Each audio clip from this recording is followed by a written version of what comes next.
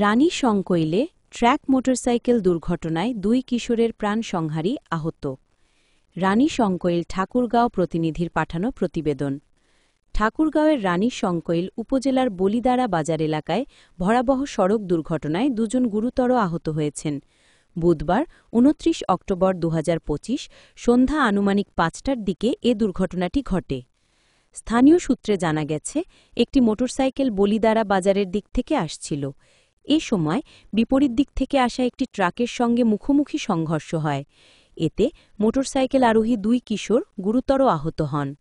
আহতরা হলেন হরিপুর উপজেলার খোড়া গ্রামের শামীম ১৮ ও রিফাত ১৭। প্রত্যক্ষদর্শীরা জানান, দুর্ঘটনায় শামীমের মাথায় গুরুতর আঘাত লাগে।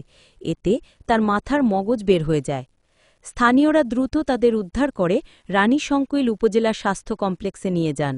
পরে কর্তব্যরত চিকিৎসক দুজনকে আশঙ্কাজনক অবস্থায় Dinajpur M Abdur Rahim medical college হাসপাতালে স্থানান্তর করেন।